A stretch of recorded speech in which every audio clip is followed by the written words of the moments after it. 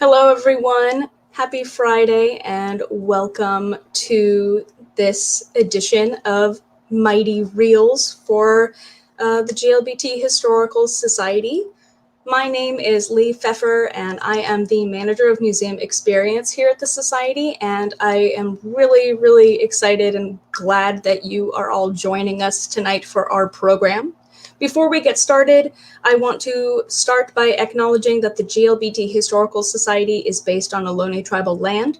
I invite any Indigenous folks here with us today to make themselves visible in the chat and be recognized as we honor the contemporary and ancestral lives of America's Indigenous peoples. This event is being recorded and will be posted to our YouTube channel and our website. And if you're watching live along with us this evening, we welcome your active participation in the chat and encourage you to post comments, observations, and questions for our participants this evening. I want to tell you a little bit about the history of our organization if you aren't familiar with us. We were founded in 1985, and the Gay, Lesbian, Bisexual, Transgender Historical Society is recognized internationally as a leader in the field of LGBTQ public history. Our mission is to collect, preserve, exhibit, and make accessible to the public materials and knowledge to support and promote understanding of LGBTQ history and culture, as well as arts, in all of their diversity. We have two sites of operation. We have the GLBT Historical Society Museum located in the heart of the Castro at the Castro and on 18th Street between Castro and Collingwood, open since 2011, and the Dr. John P. DiCecco Archives and Research Center in the Mid-Market District. We have begun welcoming guests back to both of those spaces, so we really hope that we'll be able to see you soon. And also, please check out our growing array of exhibitions, events, and archival resources online at glbthistory.org. Finally, I want to thank all of our members and donors who make our work possible. If you're not already a card-carrying member of the GLBT Historical Society, I really wonderfully invite you to consider joining today. Members get a variety of perks, including a 20% discount on purchases of cool swag from our online store and our museum store, and access to special members-only events. You can learn how to become a member and other ways to support the Society by visiting glbthistory.org/join-give. Also, if you give at higher levels, you get a cool little sticker on your card that allows you free access to any NARM, North American Reciprocal Museums Association institution all across North America. There's about a little over 1,000 of them, and it's a really wonderful benefit to have. So thank you again for being here. And as I said at the beginning, tonight we are doing our second installation of our Mighty Reels series. This time we are celebrating the fact that we're just kind of coming off of the heels of the 2020 Olympic Games in Tokyo. And so we will be focusing on film footage from the first few gatherings of the Gay Games here in San Francisco. This worldwide competition for LGBTQ athletes first took place in 1982 and is now held every 4 years in different places all over. The games were originally called the Gay Olympics until a lawsuit filed by the IOC just weeks before the event forced a last-minute name change, which we will talk about this evening. Tonight, I am joined by our host and commentator for the evening, Jim Provenzano. He is the arts and nightlife editor with the Bay Area Reporter and has been a journalist for LGBTQ media for over 3 decades. He is the author of 7 gay fiction novels, including Finding Tulsa, the 2012 Lambda Literary Award winner Every Time I Think of You, and its sequel, Message of Love, which was a Lambda finalist. He received a BFA in dance from Ohio State University and holds an MA in English and creative writing from San Francisco State. He was also the guest curator of the GLBT Historical Society exhibition Sporting Life, the world's first LGBTQ athletics exhibition. He also wrote the award-winning syndicated Sports Complex column for 10 years. So let's welcome him up on the stream. Hi, Jim. How you doing? Thank you so much for joining tonight. Thanks for inviting me. I have a little sunset through my window, so if I glow inappropriately, it's not my It's dappling. Yes, it'll be gone in a minute, so don't worry about that. Yeah, it's when I was first putting this program together, I knew that I wanted to do one of these Mighty Reels on the gay games because we have so much wonderful footage. And I asked my colleague Ramon, I'm like, gosh, who should I talk to? And instantly he was like, call Jim. Give him a call. It'll be perfect. And I emailed you, and you were like, heck yeah. So I'm really glad to have you. Thank you. Popping on with us tonight. So yeah, I wanted to kind of start off. I wanted to give you the opportunity to just talk a little bit about the games and maybe introduce a little bit of the footage we're gonna see, and we can get started and show some really fun videos. Yeah, great. First off, I was happy to jump into the footsteps of Tom Waddell, who was one of the early, one of several sports columnists for the Bay Area Reporter back in, I started writing it in 1996 and did it through 2006. But the favorite time of year or the season was getting ready for a gay games and then follow up of who won what and interviews that I was able to get by attending 4 different ones in Amsterdam, Sydney, and Chicago were my favorites. And sometimes I competed as well in wrestling and track, which was very difficult because when you compete and then you wanted to go take pictures of someone else. But I ended up getting a lot of coverage of that. But nothing compares to, for me, in terms of nostalgia and documentation, to the videos from the first few gay games that were shot. Somebody thought to do that. You know, somebody realized this is as important as, you know, some other arts event or a political event, and people remembered and thought to document it. So there's like, I think there were dozens of videotapes that when I worked on the Sporting Life exhibit in 2005 at the old offices downtown for the Historical Society, we converted 3/4 inch and 1/2 inch videotapes to DVDs to show them on a TV screen in the exhibit. So when we had about 18 to 20, maybe 25 different sports groups, the swimmers would come in and we would make a DVD of the Gay Games 1 swimming, which in some cases for Gay Games 2 was an hour and a half of raw footage. It wasn't even produced. So we had the produced version that Charles Cyberski would sell and syndicate that people could watch on cable TV, or they could buy videotape through the mail order, or it was a 3/4 inch tape of just raw footage of, you know, an hour of not cross country, that wasn't an event, but runners or swimmers or volleyball.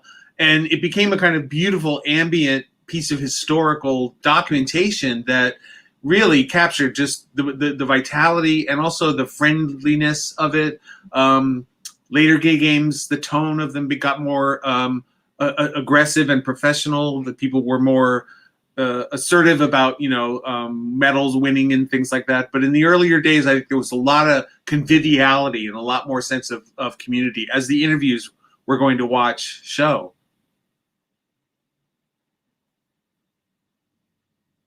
Absolutely, yeah. And actually, we have before we go into our first piece of footage, we actually have a really wonderful surprise guest this evening. We actually found out that he was joining us for the program as a spectator, and we invited him to come on. So we have our footage from Gay Games 1 in 1982 was shot and compiled by Zane Blaney, who we are bringing up right here. So you've got the person who is bringing us all of this wonderful history here. Hi, Zane. Hi, Lee and Jim. Pleasure to be with you. Thank you for inviting me. Thank you for being here. This was very, very fun and exciting, kind of last minute like email to you. And, you know, I've been seeing your face and hearing your voice for a while, kind of, you know, for the last couple of days editing these videos. So it's really nice to kind of, you know, bring it into 2021 with you. We wanted to, you know, kind of ask you, what was it like to be there at that first games, and what was the kind of atmosphere? I mean, you know, Jim just said a little bit of it anecdotally, but just firsthand, what was that like? What was it like talking to all of these athletes as well? Well, it was very, very exciting. The enthusiasm of the opening ceremony was so contagious. People applauded and clapped. I don't know how long that went on, for an hour, longer perhaps, and it just never stopped. And that really set the tone, I think, for the rest of the events. I was actually the audio guy, and Carl Carlson was the videographer, and he had the video equipment, and I was coming along to also do a radio documentary. That was really my forum. I had been interviewing people about anti-gay violence, and Carl had been bashed a year or so before this event, and that's how we got acquainted. And when he started to try to put together a crew, he asked me if I'd like to come along, and of course I did. And as we were shooting, I was also recording audio for the games themselves. But it was just a very, very exciting moment. All of us knew that it was extremely important and historic. Well, we thank you for having this footage and donating it to the society too, especially so that we can share it with everybody who's joining us this evening, and more folks. If you come to the archives, you are welcome to do research in the space and watch even more. We only brought a small smattering of footage tonight because we only have a limited amount of time. But what we'll do is we're going to bring up this footage. What this is going to be is just kind of a compilation of some of that raw footage that Jim was saying, as well as a couple of highlights reels that were nicely produced. And Jim and Zane, if you have anything that you'd like to bring up and kind of add to the footage as we are watching it, feel free to pop in and we'll get some lovely commentary going. Great. Thanks. Terrific. All right.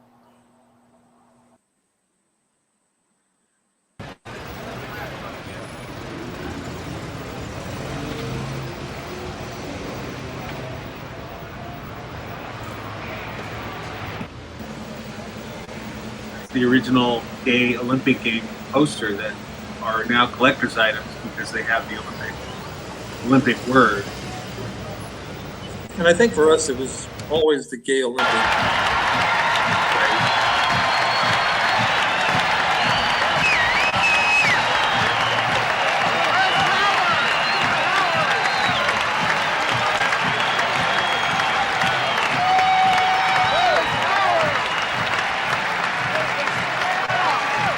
We had one camera position. It was a few bleachers up into Kezar Stadium. Carl set up the camera. And when you're looking at it, was really just the raw footage. Nothing was ever edited. So it's just kind of a stream of consciousness of the incoming athletes, and they're gathering on the main field.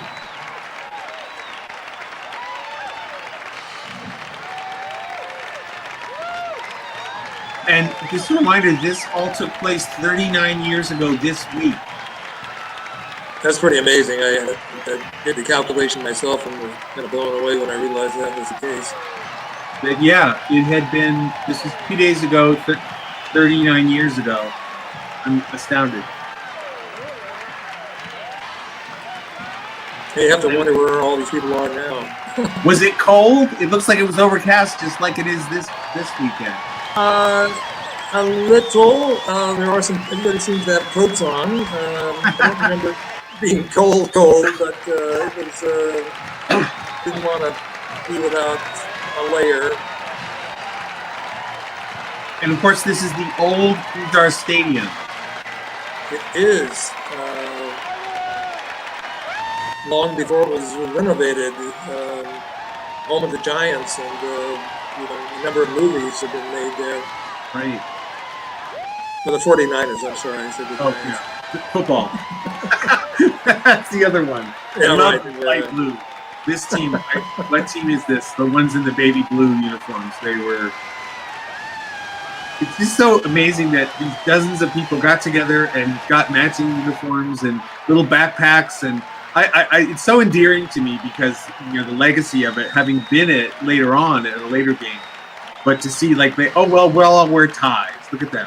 They're just dressing up nicely from Rochester. Yeah.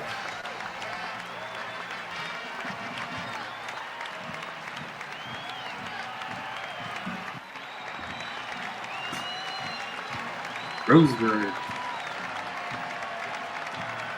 And of course, there's crowds behind us and kind of across the stadium from us. But many of these shots, that you look at it, it doesn't look like anybody was there. But actually, there were many people there, but not enough to fill the stadium, unfortunately. And the gay marching band, I think, was over there on the left.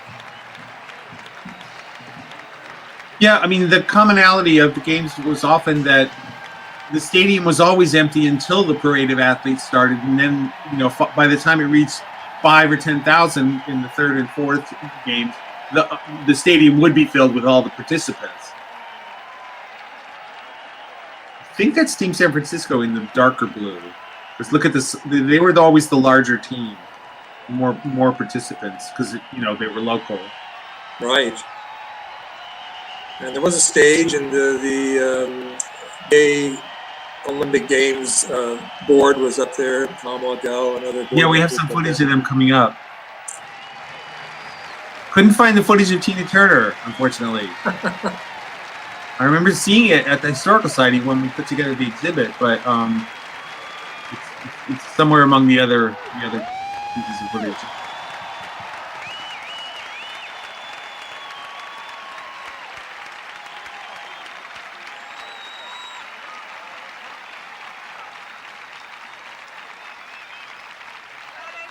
That's a really good crowd. I'm sorry. That's really good. French don't want theirs, and Americans don't want theirs, but by God, we want each other, and we are one family.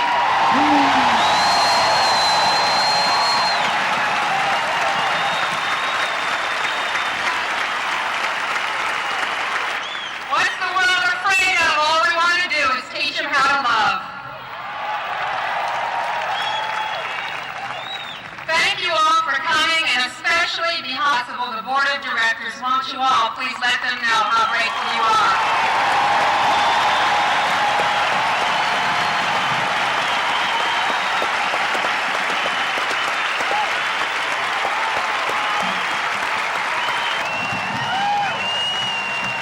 And the torchbearers. Well, very exciting.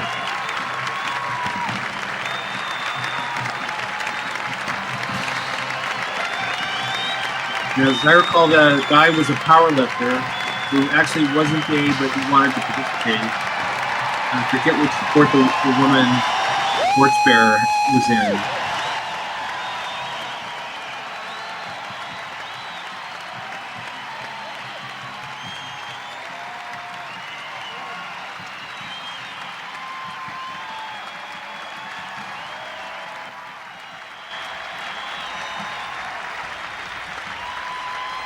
Wow, how did they keep it lit while I was running? I was impressed. Carl got that in all one shot there. Oh, yeah, one long can.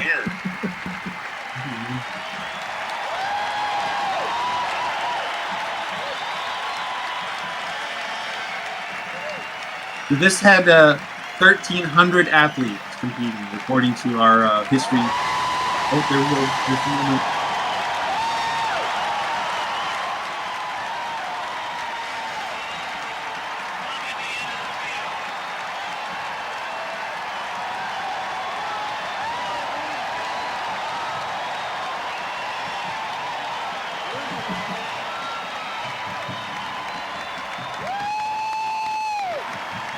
And the balloon release, the environmentally questionable balloon release.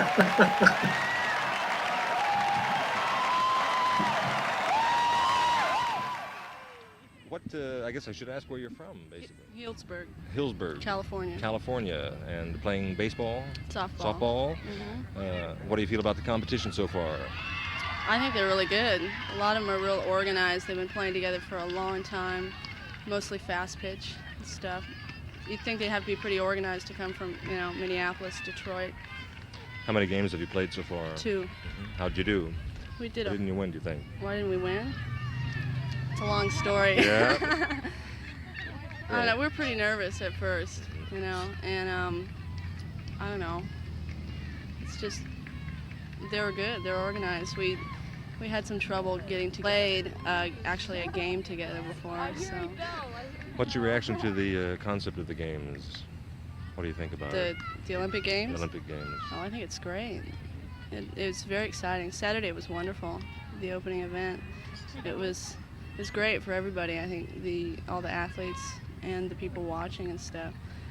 It's great seeing people from all over the world there. You know, there's some very, very dedicated athletes doing this. And my only bad reaction is that we're not getting any coverage, or getting bad coverage in the regular media around here. Well, that's why we're here.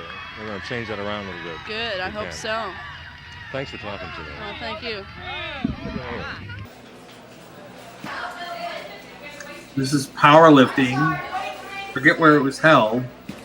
I think it was a classroom and, you know, maybe a city college or something. Yeah, probably. It was crowded by the time we got a camera in there, so we were kind of at the back of the room.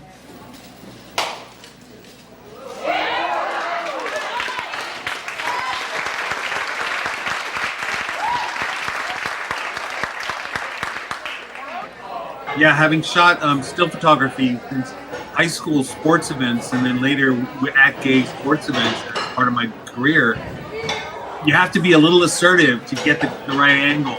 You know, sometimes you step too close to the line and the referee will push you back. That's happened to me many times.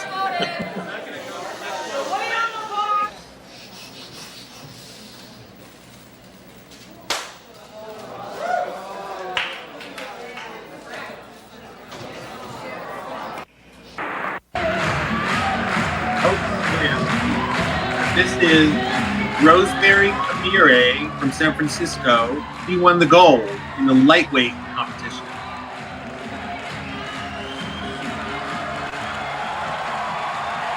I think this was at the Castro Theater.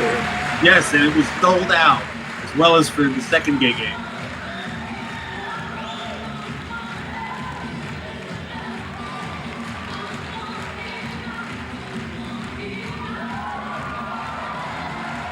Was another remarkable observation about the games was the men and women participating Together. Yeah. This is Ted Arsenault from San Francisco, who won the gold in the lightweight division. He was a popular favorite that day, that night.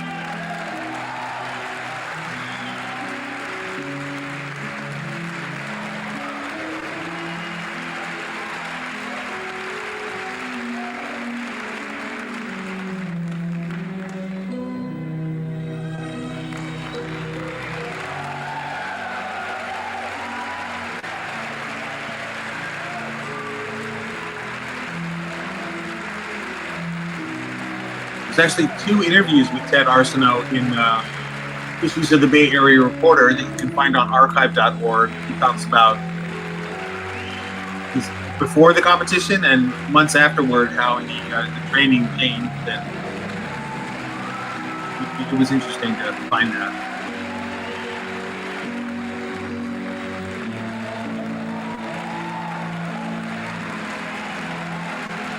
We weren't able to get in and do gavel-to-gavel coverage, if you will, of these events. It was get the camera in and try to get something.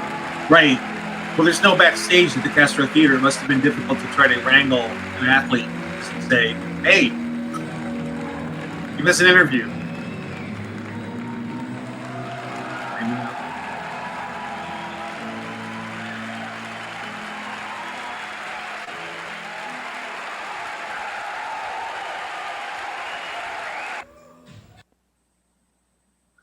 And there's the, and now we're on to track and field. And these are the award presentations, or some of them anyway. And this was, if I'm right, the track field at San Francisco State University, yes? Got a silver medal from San Francisco, may be right, Jim. I can't quite place it. Unless Yeah, it's key I character. think so. Yeah, I think it shows in the highlights reel that'll be coming up in just a minute or so. We just wanted to include some things that weren't included in the produced segment. And that you may know as Alex Yuen, currently one of the top drag kings in the East Bay and in San Francisco on the left, who won multiple medals in track and field back in 82. Yeah, women did really well, as I recall, in looking up the records and interviewing Alex about those days. It was the first 2 gay games, track and field in San Francisco, were at SF State. My alma mater. I did my cap and gown right there on the field in 1997. So I have a bronze medal from Los Angeles, Scott Wingo.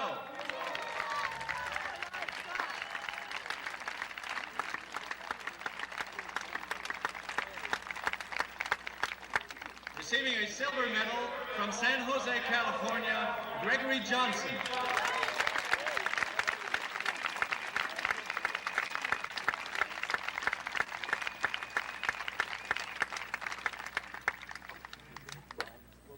Receiving the gold medal and also establishing a first record for the 100 meters male from Los Angeles, California, Stacy Murphy.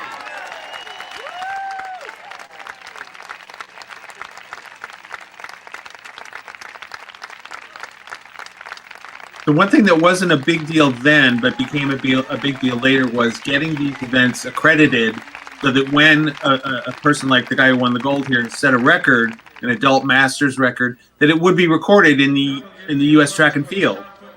The event had to be proven to be able to exist to get the guy who won the marathon, the records. So that became more important in the years later.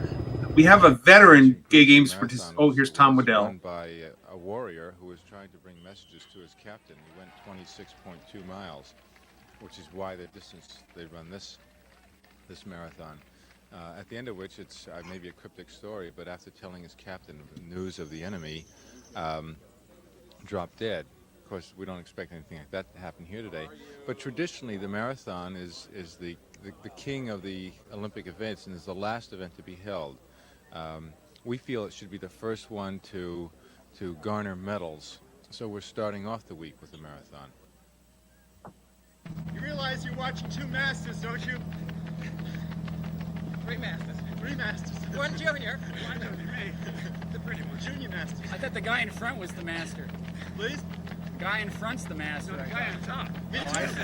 So this is Carlson, Carl Carlson, in the back of my car as we're following them. That's great. And then you got there in time for the winner. We did. Oh, that's brilliant.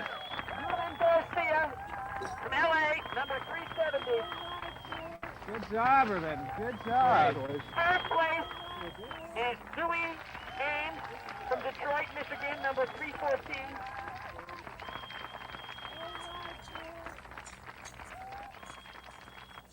How you feeling, Chris? Thirsty. Thirsty? Yeah. Can I get some water for you soon? Yeah. Feel good about the run? Well, I wish I'd done a little faster. Yeah? But What were you expecting time-wise? I would have been nice to break 2:30, but it's really nice to finish. Yeah. Does it take a special athlete? It takes a very special athlete. If you've ever tried running 26 miles, you'd realize how hard you have to train just to get through it, let alone run it fast. That's great. I love that segment. I don't know where Carl got this helicopter footage, but we certainly didn't shoot it. Oh, you just got it from someone else? Okay. Yeah.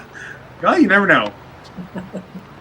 So we do have some Gay Games veterans in the comments section, everyone who isn't looking there. Charlie Carson has been a swimmer, if I'm right, for decades in multiple IGLA tournaments as well. He gave us the correction. Swimming and ran a relay at Gay Games 1. Charlie also gave us the correction that it was the U.S. Olympic Committee that sued for the Olympic name, not the International Olympic Committee. So that's an important point. And Rich Walker makes the point that he 10,000 goes meter through. women just started. We'll be watching that for quite a while. Yeah, back to San Francisco State, definitely. This is Yep.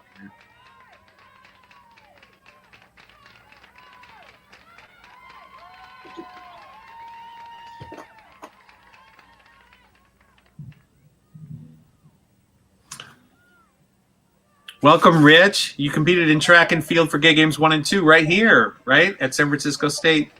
Oliver Murphy from Dublin, Ireland. That's right. Competing in high jumping competition just now. Yeah, I've done the high jump. That's the high jump from the decathlon. What else have you been competing in?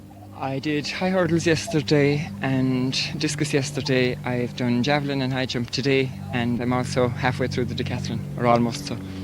Terrific. Well, good luck to you. And thanks very much. You've come a very long way to be. I have. It's been well worth it. Have you been preparing in Ireland for this event? I have. I compete at home in mixed athletics. Ireland is an unusual country to be gay in, I understand it. It is pretty unusual, all right, yeah. Still we survive. We're here, we're alive and kicking. Yes? Yeah. What do you feel is the significance for you for the Gay Games? A big social occasion, really. People have asked me, do I attach any political significance to it? I don't really. It's a great social occasion. I've met a lot of people, made a lot of friends. It's been really fantastic. Do you have people in Ireland following this? Is the gay community able to follow the games? Some few of them would be. I'm doubtful if the media give it very much coverage. I don't know whether I hope they do or not. I'd say there will be a few people, all right, in the gay community who will be very interested. Very good. Yeah. Well, we hope you come back and compete in games in the future. I sure will. I sure. All I need is the invitation. Congratulations. Thanks very much. Thank you. It's a pleasure watching it. New York, keep going. Trish Harper from Los Angeles, competing in distance running. Middle distance running. Middle distance running. What was that again now that you've taken your trophy in here? For the 800 meters today. 800 silver meters. medal. What's the significance of the Gay Games for you? I find it a celebration of healthy athletes, healthy gay and lesbian athletes who are competing and supporting one another. And it's not a meeting in bars. It's out on the track and out on the soccer field and the softball field, and everybody's very happy. What are you doing when you're not running? I'm socializing with all the other gay and lesbian people out here. It's very nice. And professionally? Professionally, I help with tennis tournaments, and I'll be going to school in January. Men and women compete differently? I wouldn't say so. They're all very supportive, and they're all very serious about what they're doing. Many of them are, and they're just very, very supportive. I think that's the whole point. That's great.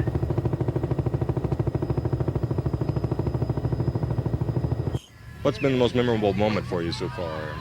The feeling of unison. Really, it's like everybody's for everybody else, And even though you're competing against each other, it seems like everyone's having a good time, And it's bringing out the best in everyone. I don't know about anybody else, but I would rather be, sitting out here drinking a beer or whatever and having a good time and exercising instead of sitting around, And it seems like everything's easier. In a bar, everything's stuffy and everything like that. And it seems like everybody's out for one thing, hey, I want you or whatever. But here, it's like sports brings it out, and you're looking at your fellow person as an athlete too, just as not another body or something. It's great. I really love it. I love her. I love her. She's a spirit animal. One of the pitches for the series here, and it's going real well. This is a 2 out of 3 game today against Seattle, and hopefully we'll take it. Championship Game right here. 2 out of 3. How do you assess the opposition at the moment? Very good. They're a very good team. What are some of the strong points for San Francisco? Glenn Burke on shortstop. Our whole field is very good. You've been running a good game so far. So far, 5 out of 6. 5 out of 6. Glenn Burke played for the Giants, correct, Jim? Yes, he was a professional. A lot of people together here. Baseball player for Oakland and other teams before quitting, being retired, and then attending Gay Games. Bob. He was also in the softball league for years. I play the outfield. There he is. I have a lot of fun out there. Yep. How do you assess the competition here? Grueling. San Francisco is up against you for the championship. Yes, they are, and they're a good team, and we're going to beat them. What's your scorecard look like so far for the series, for the game here now? Oh, we've won all of them, won 1 and lost 7, something like that. Oh, we've won 7 and lost 1. Yeah, I'm in the game. Good. I'm in the game. Good luck to you. Thanks, Zane. Have a nice day. So softball was one of the biggest organized LGBT sports organizations around the country before the gay games, and Tom and others built on that. Reaction to the competition in swimming. As far as the competition goes, I think there's not a whole lot of depth to it, but there's a few very high, very top quality swimmers, in the top 3 placings that really make a big competition. You think it was a good idea to leave it open pretty much to anyone that wanted to compete on any level, or should there be more restriction in that area? And I think they put too much restriction on it. They only allow 1 person per team, per age group, per event. So that means that if you've got 2 people on a team that were, very close competitors in the same event, only one of them can represent the team. I think they should at least allow 3 per team per event. It would give more people an opportunity to swim.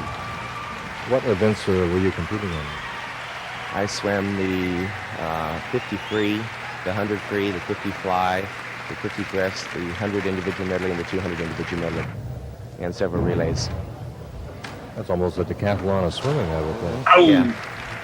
And how have you fared so far? I've gotten 7 golds and 1 silver, and I have 4 more events today. Hopefully, golds. Well, I guess I should get your name and where you're from. Richard Hunter from Los Angeles. This is the first then to be able to come and compete as an open gay man. What are your thoughts about that? I think it's incredible.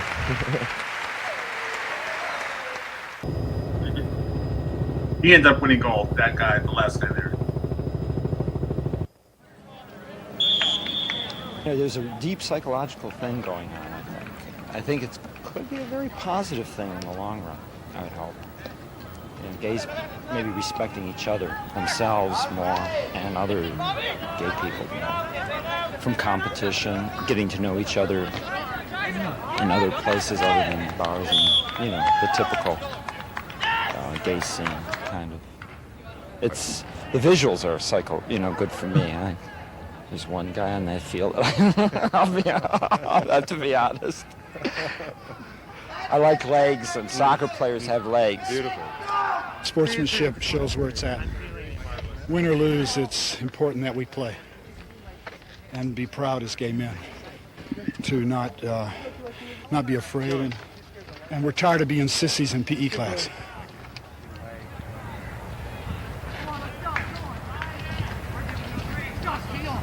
All right. Good, Joey. That's beautiful footage. I love that. Really great job there. The San Francisco Spikes was formed for Gay Games 1 and is still in existence and one of the leading. What was the competition like today? It was pretty good. San Francisco put up a good game. I think maybe our style of play was a little bit tougher, but. How many games have you played now? We played 2. We had a really tough game against the Redwood team. They got a really good soccer club, and they beat us about 8-0. We played Sacramento yesterday, and I think we beat them 3-0. 4-0. How do you feel about the gay games overall? I love it. I've never felt so at home in a long time. It's nice. I forget about the straight world, actually. I'm down here, and it's put your arm around your girlfriend or whatever, and it's really nice and comfortable.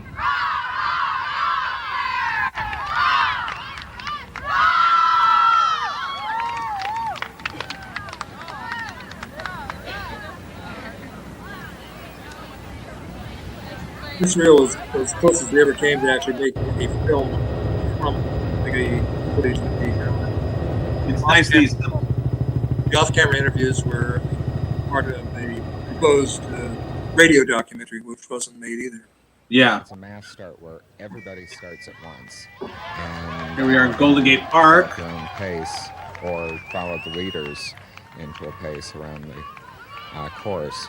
And at some point, you either break away and take off on your own and hope that you can hold out with that till the end, or you just kind of hold on to the leaders and wait till the end. What have you been doing to get yourself in shape for this event? A lot of riding. I took a little vacation to Yosemite on my bicyclette, and an aerobics class, and going to the gym. Just a lot of working out. Anything special about your equipment, your bike today? I have my magic bag on her, with gifts from every girlfriend in town. You can't. Great line. I hope not. It's the first competition that I've entered. I think it might be my last, but Why do you say that now? it's hard. It's real hard. But it's an honor. You know, it's an honor to be involved in the gay games, and especially the first gay games. But as far as competing goes, it's real hard to look at your sisters and brothers and think, win. You know, it's like a war tactic that they teach you, and I don't like it. What does it mean to me? Well, it gives me a chance to participate in world-class competition. It's something very special simply because it is a lesbian and gay event.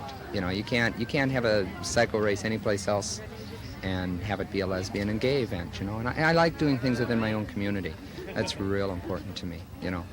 I know that nobody's going to take a tire iron and stick it in my sprockets and, you know, tip me over and that kind of stuff, simply because it's, you know, there's fierce competition amongst lesbian and gays, but it's also, there's a lot of friendliness. It couldn't be done in Australia, I'm sure. No? Not yet, anyway. We're not that unified, the gays, you know. Haven't got enough political power to organise something as big as this. But this is just terrific. I mean, it's really worth all the money to get here. How did you get the money up to come to the races? I have to get a loan, actually. So I've got to go back and work to pay it all off again. But it was worth it. What kind of work do you do? I'm a nurse, a trained nurse. And what's your name and where are you from? Brian Cosgrove from Sydney. Congratulations for winning a race. Yeah. Good luck to you. Thanks. And of course, 20 years later, if the games would be held in Sydney. So Brian was unintentionally prescient. Wrong. Mistaken. Now, this is the only time boxing was ever What's your at the reaction game. to this event? It's exciting right now. It's a good match. So. Have you seen women's boxing before? No, this is really my first time being exposed to it. To me, I'm kind of proud to see them out there and being able to do that and being able to have the guts to do that too. I was much more impressed with the women here than the men who just fought. They seemed to go wild right away, and there was a lot more control in this fight. I've never seen women box. You want to win and you're getting hit, you know, all the time. You're constantly getting pummeled. And the punches, they don't look hard from down here, but when you're up there and your head snaps back, you're getting whiplash from every punch you take. And you take it, and you take it, and you dish it out, and the best fighter wins. That's what it boils down to.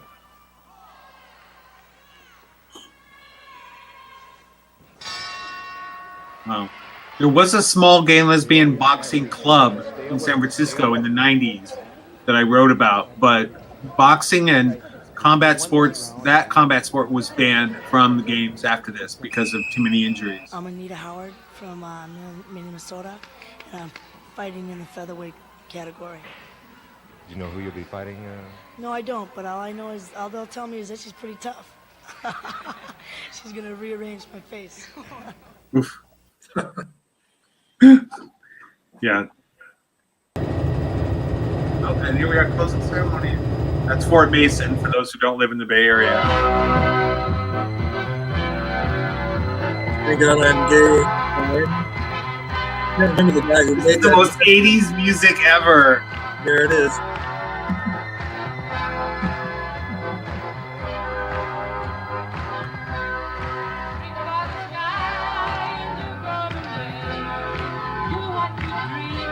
His mainstream media Finally caught up at the end of the week. Yep, at the end.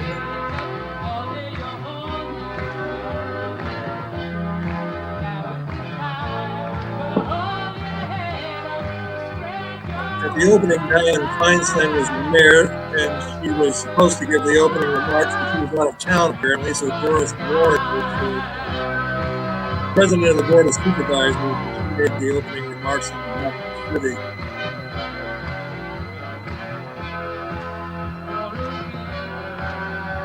See a few more people in the stands there at the end. Yeah. Baldwin is welcoming you.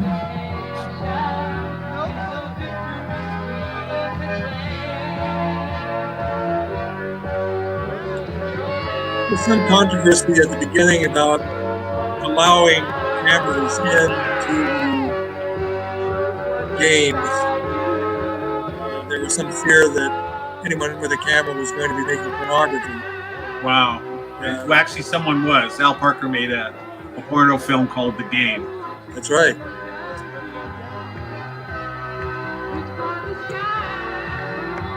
Wasn't very good.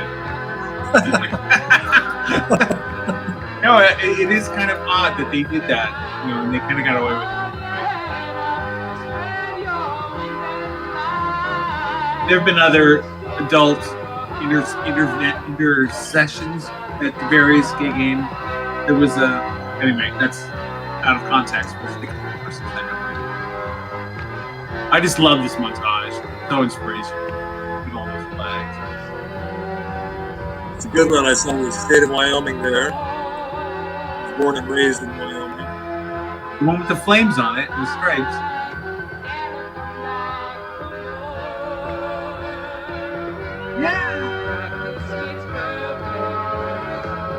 And the fonts kind of match the graphics for the games themselves. I hope Charlie Carson is here. There you are, Zane Blaney. Yay, Zane Blaney. Bob Smith, by the way, was executive director of Community United Against Violence. Oliver Murphy from Dublin. He also has an interview in the BAR if you want to hunt that down on archive.org.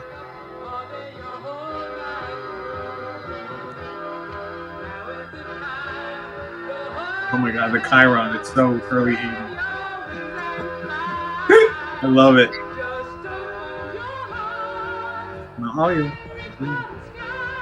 Charlie, you were in the closing ceremonies? We caught a bit of you there? That's great. Team New York. Great. Oh, that's great, Charlie.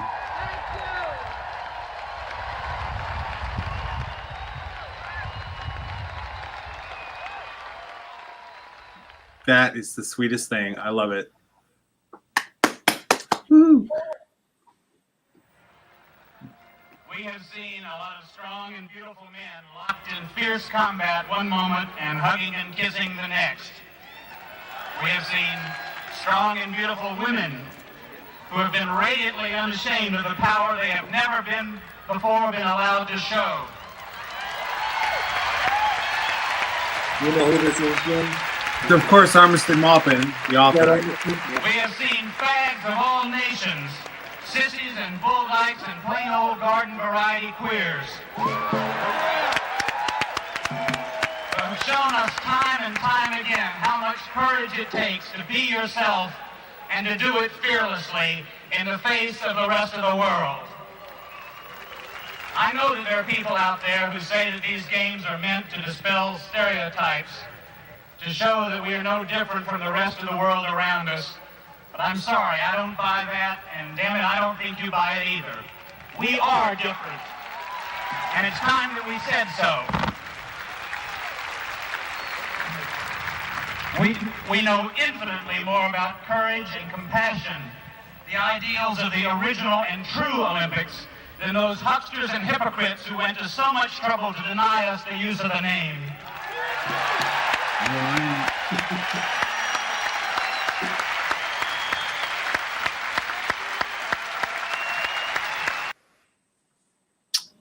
Back to the beginning. So the note that the USOC sued 3 weeks before the game started, that eventually ended up, Tom's legal expenses ended up costing him a mortgage of his home in the Mission. He basically was almost bankrupt by the time it dragged on for years. Yeah, it was terrible.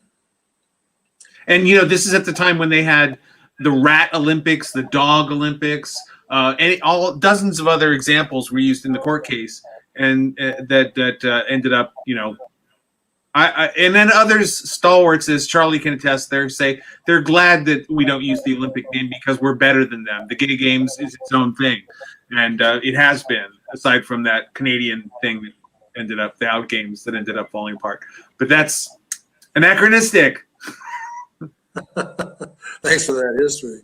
Sorry. Yeah, it was pretty amazing. I mean, I've been researching it and some of the didactics from the exhibit mention the that aspect of it. But the second one that we're going to see more than doubled the amount of participants with 3,500 athletes from 17 countries who will compete in 18 different sports.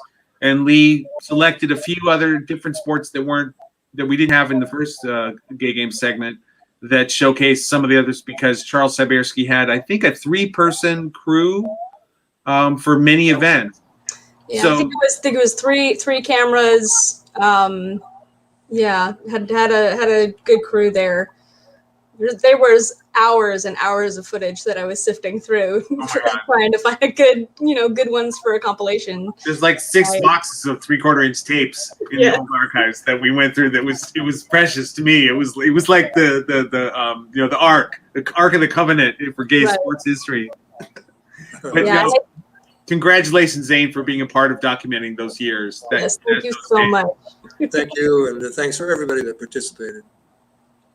Thank you. All right, we're gonna move on to Gay Games 2, and like Jim said, you'll be able to see that there were significantly more people who came, and you'll also see that the production of it really just skyrocketed. You can see that it just really went up from the first year in that 4-year span. We really got. You'll see it, especially in the opening and closing ceremonies, I think, is really neat. Is there anything that you want to say before we hop into those, Jim? Oh, no, just dive in. I mean, it's brilliant. Can't wait to see it. All right, we're going to load this up. This is another one that is, these are from the Charles Sibersky collection. And again, these are just kind of random pieces from raw footage, just selected to get a good glimpse of what those games were like for everyone.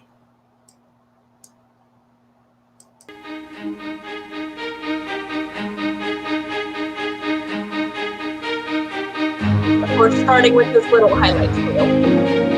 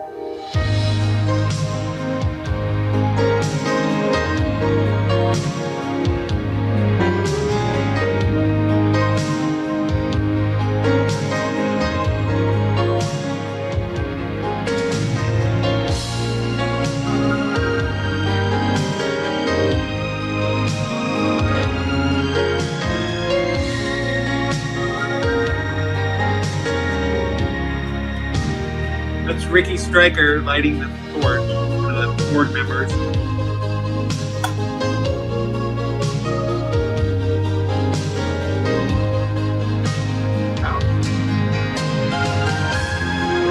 That's Rick Tolman in the front, who was a medalist in the track and field club going for decades, and also was a sports columnist for the BAR.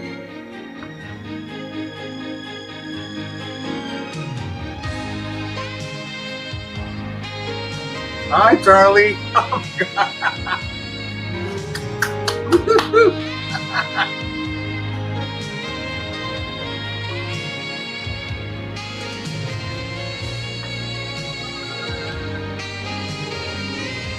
Yeah, Rich, we all had more hair. That's brilliant.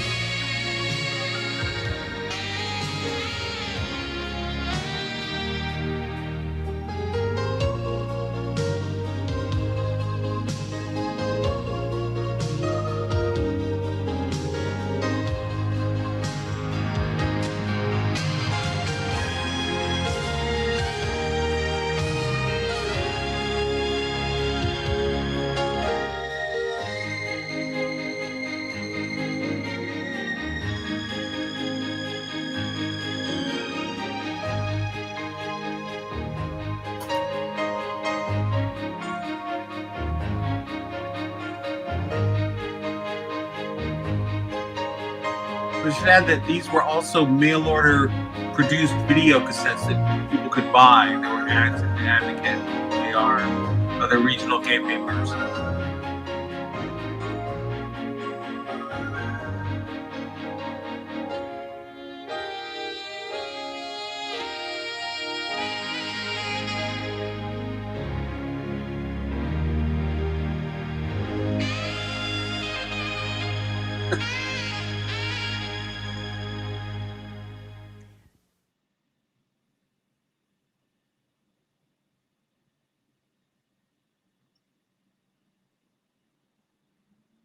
I don't know what that phone number led to, but somebody call now. To one of the great moments you will ever experience. The arrival of all these athletes, and here to introduce them, Rita Mae Brown. All right. Just so you have the statistics, we've got 3,482 athletes from 17 countries, from 37 states, from 261 cities participating in 17 sports. Gay Games 1 was an event none of us will ever forget. I think Gay Games 2 is even better, thanks to the people behind us and the people who are about to present themselves to you after a trumpet fanfare. So when they come out, won't you please let the athletes know they are our best and our brightest. Thank you.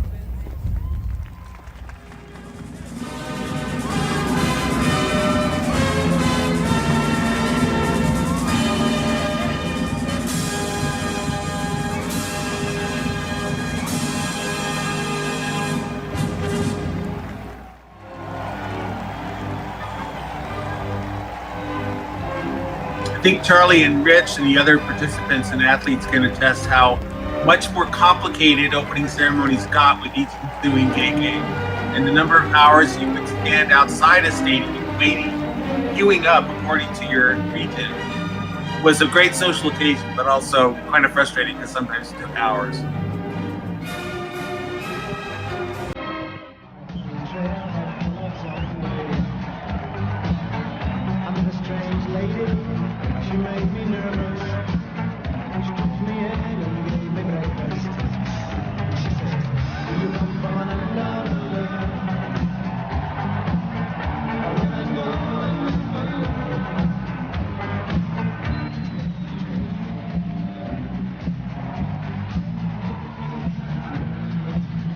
Sarah, Tom, board members.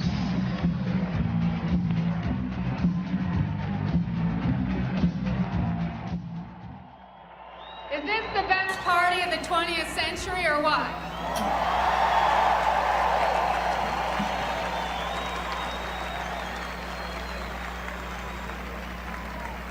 Now, I want everyone who is single to raise their right hand. Okay, did everybody get a good look?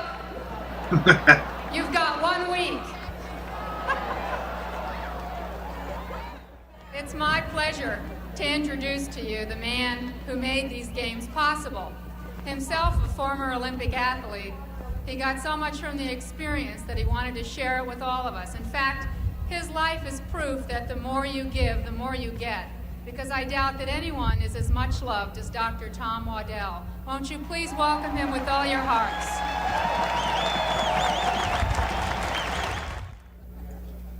On behalf of the entire organization that you see behind me here, known as San Francisco Arts and Athletics, I've been given the privilege to officially welcome you to Gay Games 2 and to the Procession of the Arts, San Francisco 1986.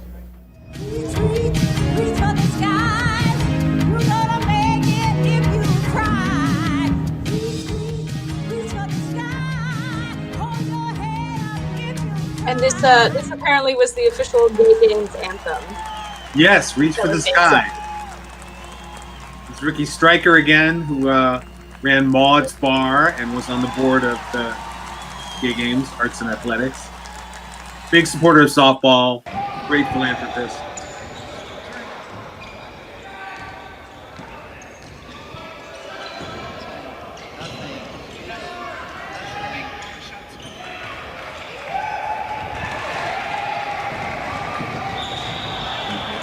Mason's asking about a performance by Cindy Heron. If you go to the Wikipedia page for Gay Games, you will find a lot of data. I think you may find facts and names of all the opening and closing ceremony performers.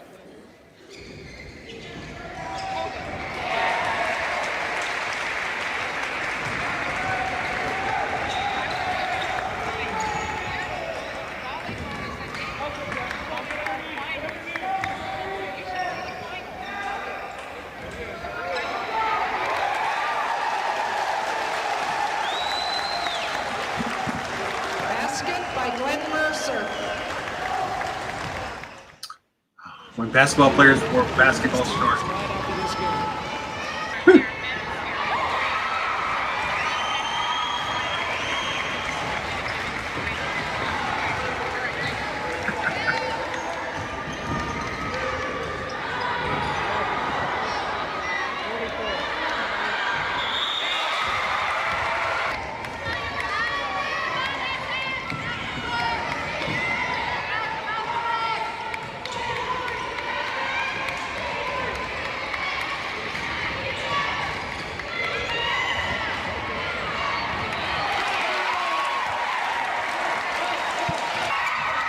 This is another sport that was pretty small in the nation, in the gay and lesbian community until the games, and then really expanded. So you're seeing a lot of strength, you're seeing really good playing because they had been doing their own league in the off season between gay games. The swimmers already had their act together, but basketball grew, and same with wrestling. The gay games really spawned hundreds, if not thousands, of LGBT sports groups around the world.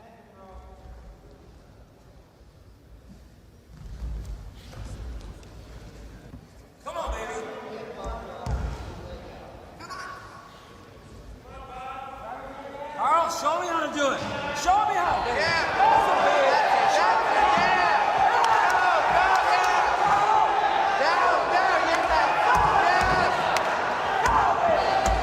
And that's a pin. Almost. Oh, there you go.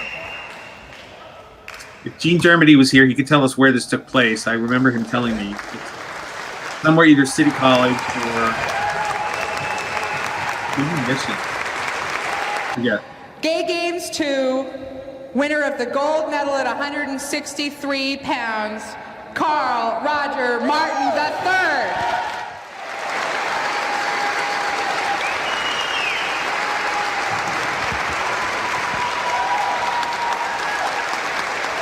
Anybody used to wrestle at that move. It was a long time ago.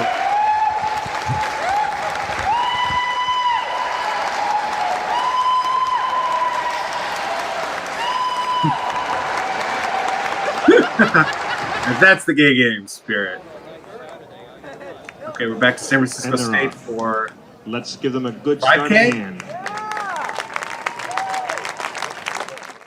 What does it mean for you to be here participating in the Gay Olympics? It means a lot because I've been an athlete for a long time, and I've been gay for a long time, a lesbian for a long time, and I rarely get to have those two areas of my life overlap, and this is a time when I can do that, and it's really nice to be able to, those are two very important things to me, and they're always separate, and now they're not, and I like that a lot.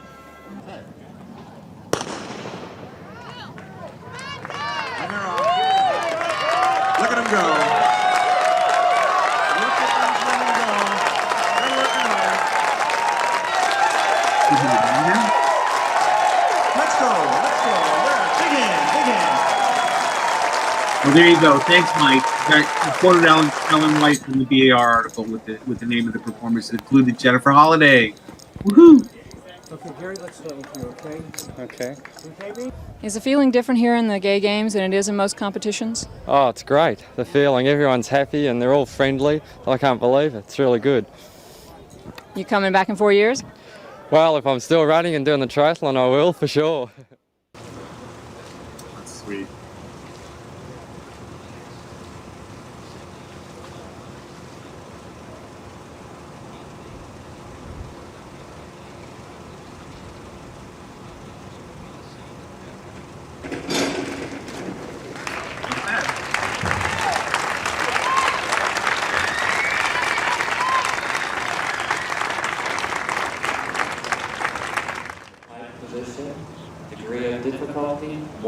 joyous.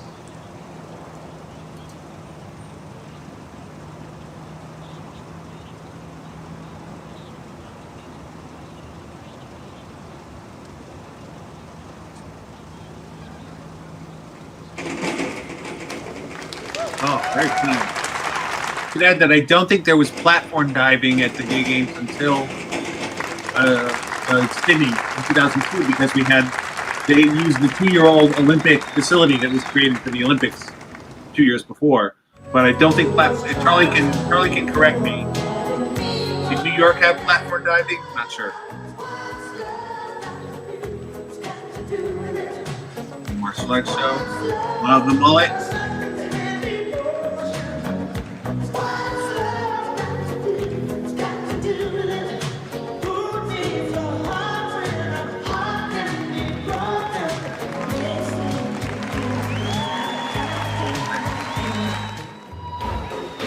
This is great.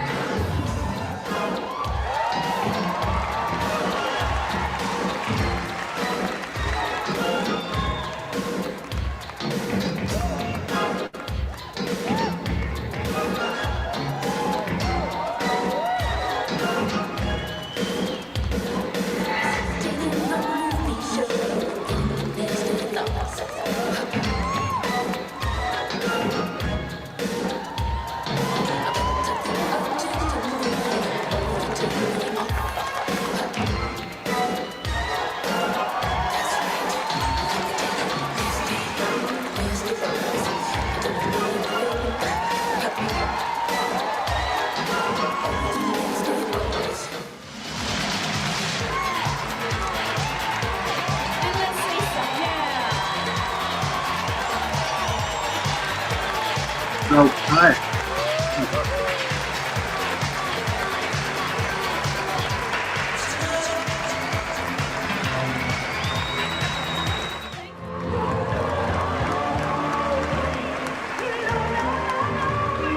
This is the best.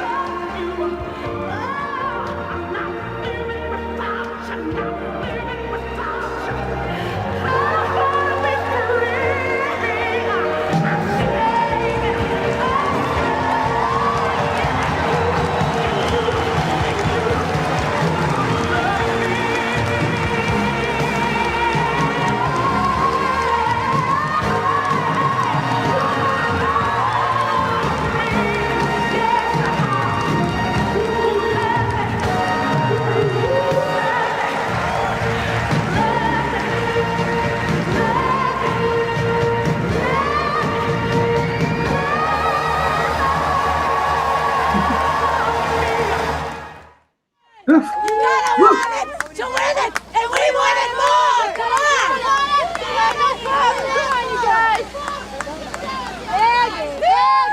Thanks for the update on diving, Charlie.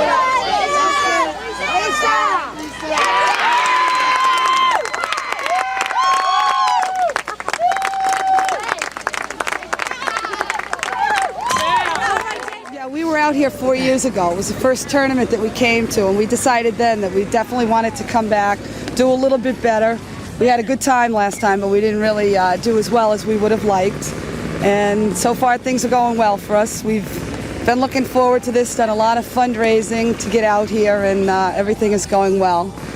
I'd like to introduce you to my shortstop. She plays for the Harvard varsity back in Cambridge.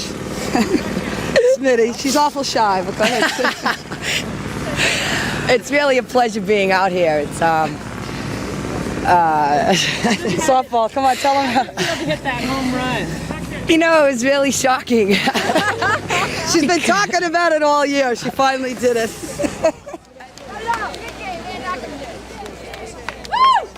Great game, you guys.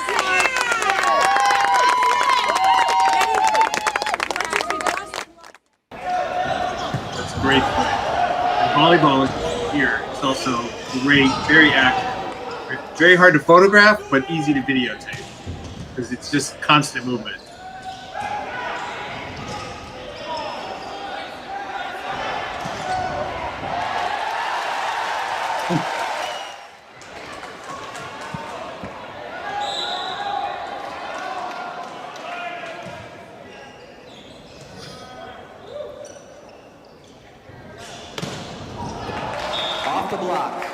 Side out, Miami.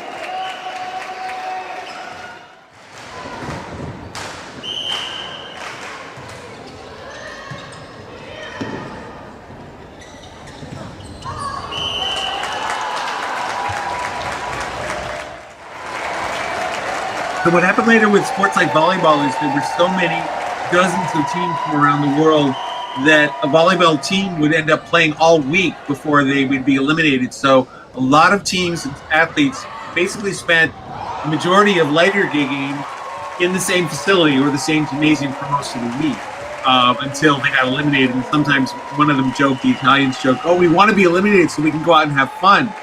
But you would play multiple games for multiple days if you were in a competitive sport like bowling and volleyball, as opposed to other sports that only would have 1 or 2 days, like wrestling or marathon. Is that right, Charlie? You can let me know.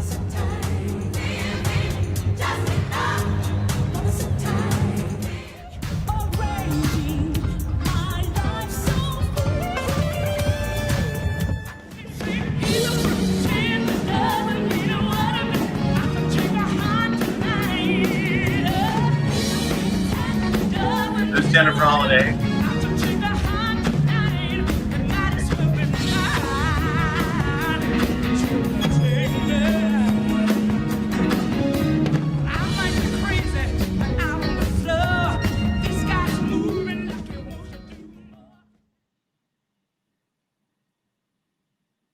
Wow, that's a lot. It was fun to put that together. It was really fun. Yeah, no, it's amazing. It's amazing. Really, the quality and the determination that these videographers had in capturing. I shot about 30 hours of video for Gay Games Amsterdam in 1998 because having done still photography and then tape recorder in the primitive 90s, I got sick of that and said, I'm just going to shoot video. And I still have to edit it and get through it. Nobody's seen it, but it's really fun to shoot video of sports because it moves, but it's also difficult if you're to get the right angle to really showcase it and then to contextualize it in an LGBT fashion, to be diverse, to get your coverage, to, a lot of us older gay white men, we had to be reminded that there are other people, particularly at the games, which became much more egalitarian, and it became easier to provide a more diverse coverage at least for me, when I got to wrestle a transgender wrestler because no one else would wrestle her, the women, the men, no one wanted to, and we did an exhibition match in Chicago. A lot of learning and a lot of just meeting people from around the world. That was just amazing, and I can see the joy in these people's eyes from 82 and 86 because of having participated, as Charlie and Rich and some of our other commenters know.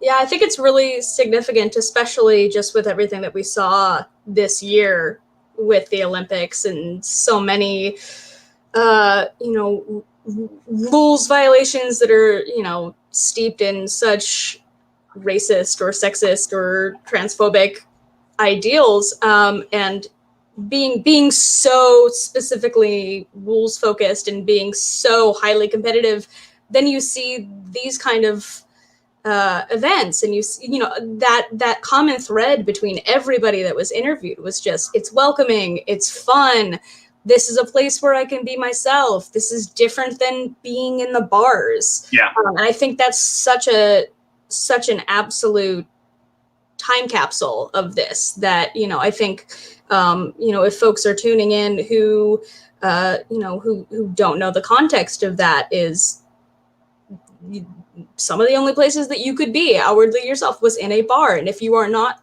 into the bar scene, if you are someone who's working on your sobriety, things like that, where else are you going to meet members of your community? And I think that this really provided an opportunity that wasn't there before.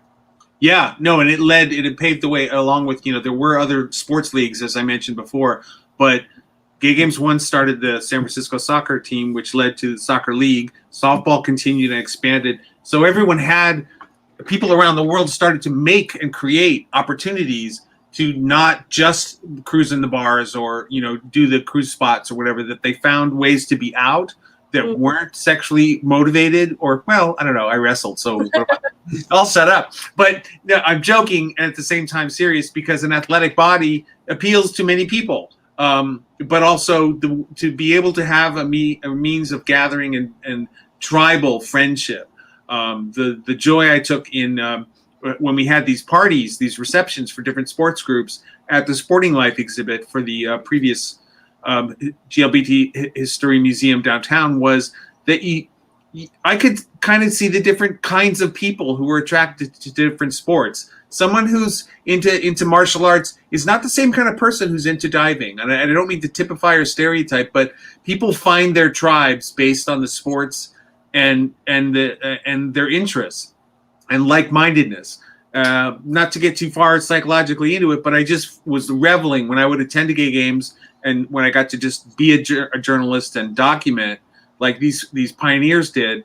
It was so exciting, because you run around and you get to document sports, but you have a context of queerness to share it with the world, and to really say, look, here, let's break stereotypes. Let's show them how we can be as hockey players, as weightlifters. It's brilliant. I love it. Right. Yeah. That one commentary from someone from Zane's reel from the soccer is like, we're tired of being sissies in PE class. Yeah. Which I thought was really interesting. I wanted to invite everyone to, if you have questions for Jim or for Zane, if Zane is still up on here, we've got a few minutes left. We'd be happy to kind of take some questions from folks who are watching, and we've got one here. Maybe this is one that Zane, you can answer. Is what was the feeling in the gay community in the city during the games? Were there lots of events? I don't recall that there were lots of events, actually. I was kind of focused on what we were trying to do, so we weren't going out to the bars or partying, or I wasn't anyway. Jim, do you recall anything? Reading the old BARs provided lots of coverage. Of course, every bar wanted to welcome athletes, and they had parties and receptions, as in some of the videotape shows. But there were definitely much more social occasions. The bars were sponsoring many activities and had been sponsoring fundraiser activities in advance. So they got to, hey, come medalists, let's show you off because we supported you. So there were a lot of activities that I saw documented in the paper, but also from interviews that I conducted over the years. Here, Rich Walker, who was there, says, I recall that many bars gave a free drink to athletes who arrived in uniform. Yeah. I got a few drinks. Once I started medaling, you walk into a bar with a medal around your neck and you kind of get a little more attention. and then when someone else walks in, like Charlie can confirm, it's from swimming with 7 or 8 because they have competed in so many. You're just like, yeah, we have a question from Anthony Alston. Does anyone recall the band, choir, or cheer activities in Visibility from Gay Games 1 and Gay Games 2? I do recall, at least from some of the footage, there were some cheer, and there was a lot of band footage, a lot of choir footage. Some of it we didn't have a huge amount of audio for it, so we left it out of these compilations. But if you want to check them out, there are some pieces of it in the reels if you want to come and watch them in their entirety at the society. Yeah, a lot of and arts became added, as Trent Stack MD is saying. There were arts activities that expanded every year, choral gatherings along with others, but the cheerleaders really grew in numbers too. Cheer SF, they were doing these pyramids in Chicago and Amsterdam and Sydney that were amazing and scary. Yeah, Chicago. Go ahead. Oh, no, you're good. I think that was just a little bit of feedback. Oh, Kent was just saying how they transitioned from amateurism to professionalism. And that's a good, and I'm going to, split on that, because I remember the conviviality of the early games that was represented in Zane's work and the other videos later. And again, people who really wanted to medal. I was very competitive at one point. And you lose track of the idea of just let's have fun. Sometimes we do that.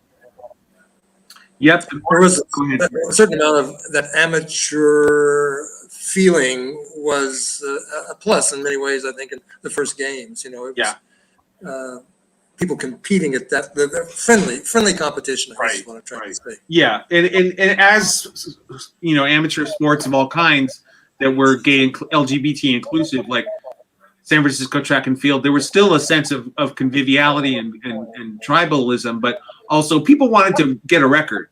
If you're especially seniors, when you get to a certain age, they wanted to get that master's record, and swimmers can attest to it, and track guys and women, that you want that medal because it proves that at 65 you can still do this. So there were a lot of folks who were working really hard. They were training very hard. And speaking of historic medal results, you had actually given me a link that folks should check out if you want to see kind of the results. You can go to gaygames.org/historical-results. There's also a whole bunch of stuff on gaygames.org if you want to go look back on that. I'm sure you can look up many years of all of the folks who medaled. Let's see. We've got and look at this. We have the Gay Games 2022 in Hong Kong. Cheer will be a competitive sport at Gay Games 11. That's really awesome. And at Paris in 2024. Wonderful. We have Anthony says that they were one of the Cheer SF members in Chicago. Wonderful. Anthony, you guys rocked. Oh my God, you were flinging each other up in the air. My God, that was amazing.